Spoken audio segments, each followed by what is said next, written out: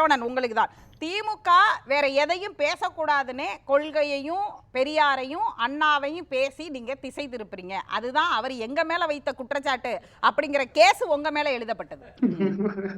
இப்போ அதிமுக செய்யக்கூடிய அற்பத்தனமான அரசியல், அந்த அற்பத்தனமான அரசியலை திமுகவும் செய்ய வேண்டும்.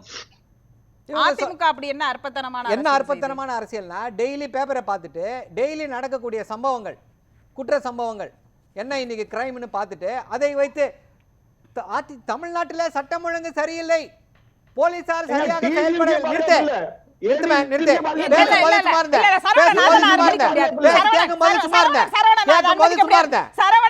அனுமதிக்க முடியாது. டெய்லி பேப்பரை பார்த்துட்டு ஒவ்வொரு பேப்பரை பார்த்துட்டு இதற்கு பின்னால திமுகவினர் இருக்கிறார்கள், போலீஸ்காரர்கள் இவர்களை கைது செய்ய மாட்டேன் என்கிறார்கள் அப்படின்னு வேண்டியது.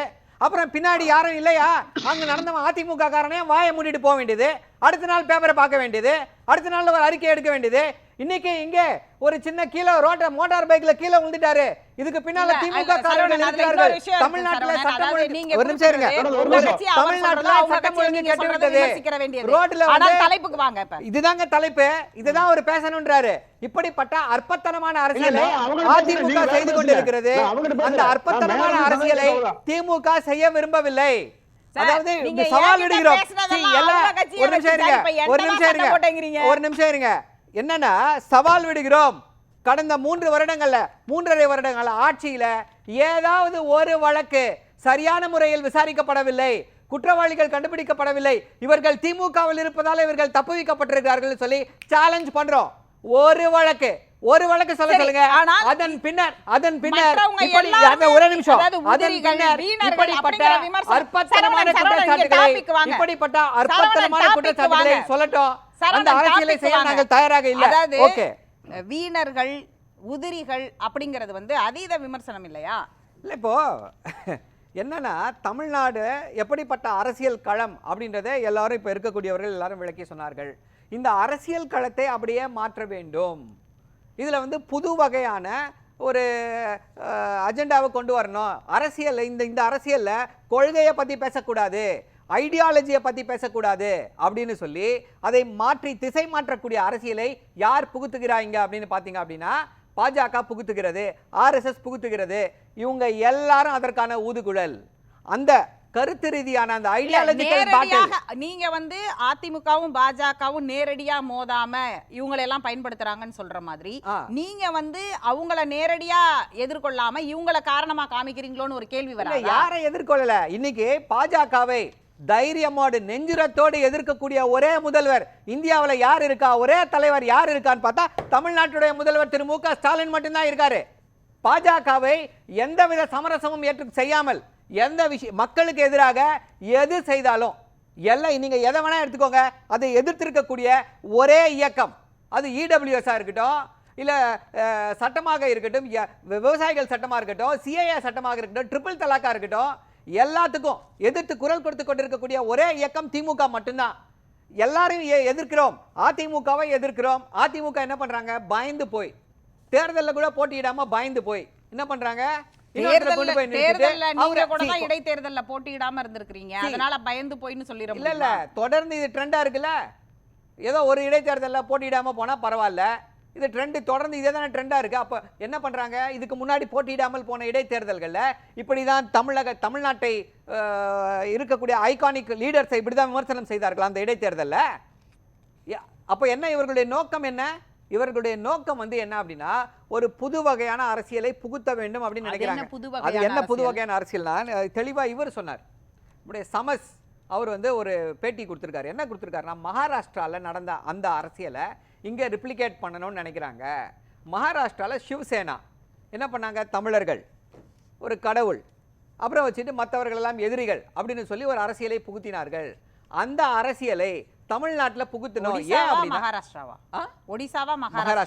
மகாராஷ்டிரா ஏன்னா சிவசேனா அங்கதான். சிவசேனா எந்த யுத்தியை கையில் எடுத்ததோ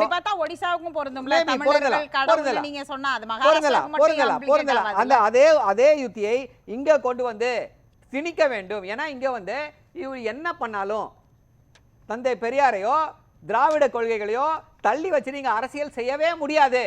நீங்க மக்கள் கிட்ட பேசவே முடியாது அப்படின்னும் பொழுது என்ன பண்றாங்க எல்லாரும். இதற்கு ஏன் அதிமுக மேல கோவனா, இதற்கு கள்ள மௌனம் காத்து அதிமுக உடந்தை செய்கிறது. உடந்தையா போகுது.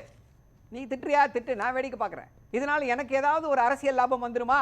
இது எப்படி அதிமுகவுக்கு அரசியல் லாபம் ஆகும்? இது எப்படி அதிமுகவுக்கு அரசியல்? அவங்க சித்தாந்தம் கொள்கையில வந்து ஒருத்தவங்க இல்லங்க, அரசியல் லாபம்னா ஓட்டு அரசியல் மட்டும் கிடையாது. மிரட்டுறது. இப்போ ஏதாவது ஒன்று அதிமுக வந்து பாஜக அவருக்கு எதிராக ஏதாவது ஒன்று பண்ணிட்டாங்க அப்படின்னா விட்டுருவாங்களா? எல்லா இரண்டாம் கட்ட தலைவர்கள் எல்லாரையும் கைது செய்து சிறையில் அடைச்சிட மாட்டாங்க? என்ஃபோர்ஸ்மெண்ட் டைரக்டரேட் எதுக்கு வச்சிருக்கு பாஜக? ஏதாவது ஒரு அதிமுக தலைவர் இது வரைக்கும் கைது செய்திருக்கிறார்களா? அதுவும் லாபம் தானே, அரசியல் லாபம் தானே. அப்படித்தான் அதிமுக செயல்பட்டு கொண்டு வருகிறது. அவங்க வந்து க்ளூலெஸ், எப்படி போக வேண்டும், எதை செய்ய வேண்டும் என்று தெரியாமல் இருக்கு. அருமையா சொன்னாரே இந்திரகுமார், உளுத்து போயிடும் அப்படின்னாரு. அதிமுக இருக்கக்கூடியவர்கள் திராவிட உணர்வு அற்றவர்களா? இல்ல, அதிமுக இதை எதிர்க்கலங்கிறதுனாலயே அந்த கட்சி வந்து திராவிடத்திலிருந்து விலகிருச்சு அப்படின்னு சொல்லிட முடியுமா? இல்ல அந்த இடத்தை ரீப்ளேஸ் பண்ண இன்னொரு கட்சி வந்துருச்சுன்னு சொல்லிட முடியுமா? இல்ல, இப்போ அதிமுக திராவிட கொள்கைகளுக்காக என்ன பண்ணுது? நீங்க திராவிடம்னா என்னன்னு சொல்லி கேட்டா அதெல்லாம் படித்த அறிஞர்களுக்கு தான் தெரியும்னு பேட்டி கொடுத்தவர் தான் திரு எடப்பாடி பழனிசாமி.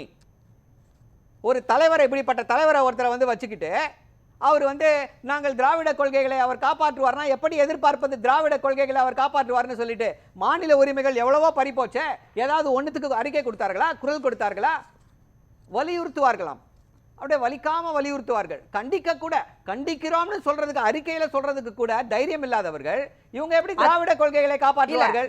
ஒரு பக்கம் உங்களை வந்து நாம் தமிழர் எதிர்க்கிறது, இன்னொரு பக்கம் நேற்று வந்த கட்சி தாவேகா எதிர்க்கிறது. ஆனால் நீங்கள் அதிமுக எதிர்ப்பு அப்படிங்கிற ஒரே புள்ளியில கூறுதிட்டுறீங்களோ அப்படின்ற ஒரு கேள்வி வராது? இல்லைங்க, அதாவது மற்றவர்கள் எல்லாம் ரொம்ப ரொம்ப நல்ல கேள்வியை கேட்டிருக்கீங்க. யார் வேணா வரட்டும், யார் வேணா வரட்டும், மக்களிடம் மனதில் இடம் பிடித்த இருக்கவர்கள் யாரு? அவர் யாரா வேணா இருக்கட்டும். நம்ம வந்து திரு எடப்பாடி பழனிசாமி மீது 1000 விமர்சனங்களை வைக்கலாம். ஆனா ரெட்டையில இருக்கு.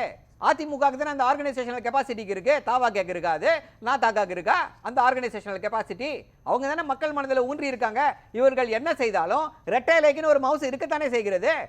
களத்தை அறியாமலா முதல்வர் அரசியல் செய்தவர்? அவருக்கு தெரியாதா யாரை எதிர்க்க வேண்டும், எதற்காக எதிர்க்க வேண்டும்? இன்னைக்கு வந்து நிப்பாட்டி இருக்கிற இடம் வந்து நாம் தமிழர் வளர்ந்துருச்சுங்கிறது தானே வாக்கு சதவீதத்தை எல்லாம் சொன்னாரு. வாக்கு சதவீதம் ஆமாங்க. தேர்தலில் போட்டியே இடாம நீயே போய் நில்லுப்பா, நீ திட்டுப்பா, நாங்க வேடிக்கை பார்க்குறோம். கொள்கை தலைவர்களை திட்டு நாங்க வேடிக்கை பார்க்குறோம். நாங்கள் வந்து எங்க கட்சியில் இருக்கவங்களே அதை பத்தி பேசுவாங்க, நாங்க ஒதுங்கி நின்று வேடிக்கை பார்க்குறோம். அந்த தேர்தலில் யாருமே நிக்கலன்னா ஆட்டோமேட்டிக்கா திமுக எந்த கட்சியாவது பெரிய மெஜாரிட்டி வாங்கின கட்சி 100% வாக்குகளை பெற்றுவிட முடியுமா? 40% வாக்குகள், 45% வாக்குகள் தான் வர முடியும். மீதி 55 பேரோ இல்ல 45 பேரோ ஒரு கட்சிக்கு எதிராக தான் போய் வாக்களிப்பாங்க. ஸோ அப்படி ஒரு தேர்தலில் வாங்கிட்டு எங்களுடைய ஓட்டு சதவீதம் ஜாஸ்தி ஆயிடுச்சு, ஓட்டு சதவீதம் ஜாஸ்தி ஆயிடுச்சுன்னா எப்படி அதை எப்படி எடுத்துக்க முடியும்? பேசலாம்.